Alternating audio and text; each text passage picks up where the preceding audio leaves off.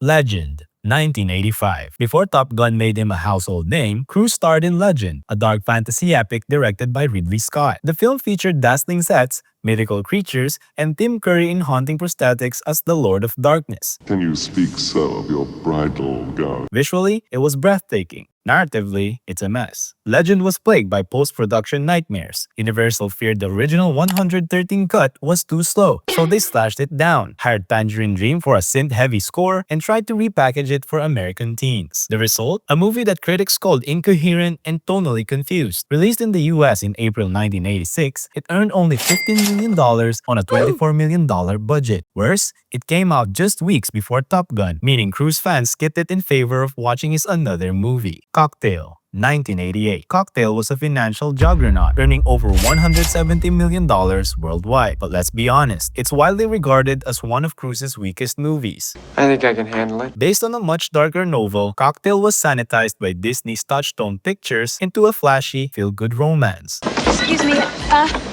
my friend just passed out on the beach over there. Do you have a phone anywhere? No. Critics called it imitative and shallow. Roger Ebert gave it just 1.5 stars, calling Cruise's character an empty suit. Oh, no. It may have been a hit at the box office, but its 7% Rotten Tomatoes score and Golden Raspberry Award for Worst Picture say otherwise. Even Cruise later admitted it was a mistake, proof that not all hits are triumphs. Far and Away, 1992. Cruise teamed up with Nicole Kidman and director Ron Howard to tell an immigrant love story set in 1890s America, with wide landscapes, covered wagons, and a land race finale. Far and Away aimed to be an epic, but the result was more long-winded than legendary. Cruise's attempt at an Irish accent was wildly mocked. Tell me you like my hat. You're not wearing a hat. And audiences struggled to connect with the film's old-fashioned pacing. The story about two Irish immigrants seeking land in American West felt outdated even for the early 90s. With a $60 million budget, it needed to perform big. Instead, it made just $58 million domestically and about $137 million globally, barely breaking even once marketing was factored in. Critics praised its visuals but called the script hollow and the chemistry forced. Imagine that. Eyes Wide Shut, 1999. Stanley Kubrick's final film, Eyes Wide Shut, was supposed to be a cinematic event. It paired Hollywood's hottest couple, Cruise and Kidman, with one of film's most legendary directors. But instead of fireworks, audiences got a moody meditation on sex, fidelity, and masks. Lots of masks. The marketing misled audiences into expecting an erotic thriller. Instead, they got a 2.5-hour psychological drama. Released 4 months after Kubrick's death, the film carried a heavy and somber tone. It earned $162 million worldwide on a $65 million budget. Respectable, but far from blockbuster status given the hype. It was also one of Cruise's least accessible performances. And fans used to Mission Impossible had no idea what to make of it. Vanilla Sky, 2001. Cruise went full cerebral with Vanilla Sky, a psychological sci-fi drama directed by Cameron Crowe, adapted from the Spanish film Abre los Ojos. It was visually inventive and thematically dense, but also polarizing. The non-linear narrative, philosophical dialogue, Your career is the one I'd worry about.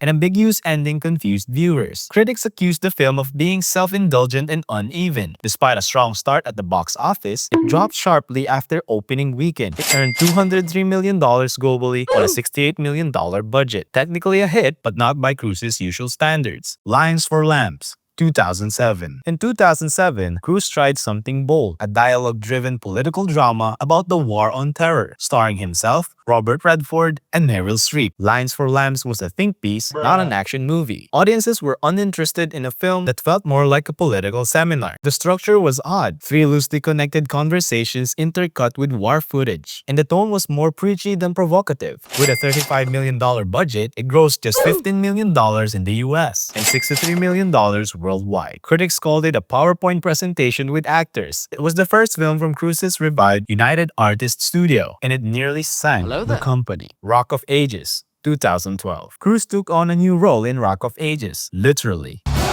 He played a fictional glam rocker, Stacey Jacks, in a campy jukebox musical based on 1980s hits. He went method, singing his own vocals and getting tattooed up. The problem? No one asked for it. Musicals were in a slump, and the film's tone was bizarre, part satire, part sincere. Cruise's performance was praised, but the movie's uneven script, awkward romantic subplot, and excessive runtime killed momentum. It cost $75 million and grossed only $59 million worldwide. Even fans of the Broadway show found the movie underwhelming. It became an example. Even Cruise can't save a tone-deaf musical with a monkey sidekick.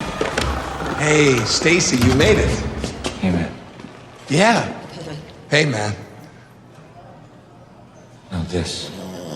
Edge of Tomorrow, 2014. Critics loved it, fans who saw it loved it, but opening weekend, not so much. With durable marketing, the original title Edge of Tomorrow confused audiences. Later retitled Live, Die, Repeat for home release.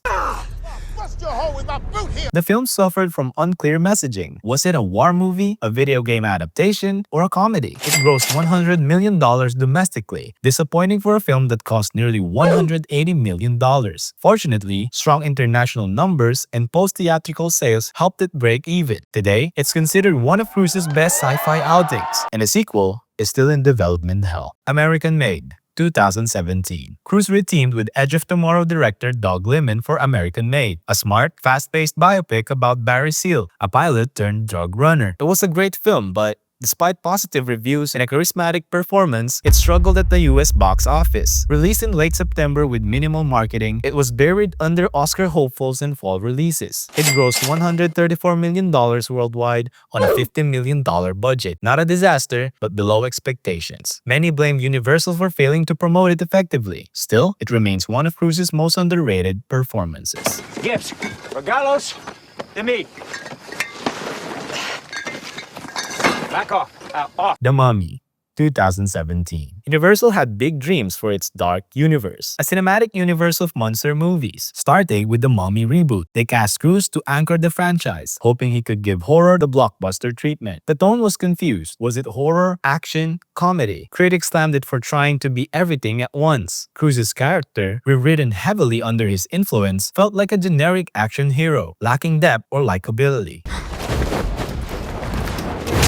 The film cost around $195 million with marketing included and earned $410 million globally. Not bad on paper, but nowhere near enough to sustain the shared universe. Reviews were scathing, and future installments, like Bride of Frankenstein, were shelved. Universal's Monsterverse died before it was born. That's 7 minutes. Thank you for watching. Like the video, and don't forget to subscribe for more flops.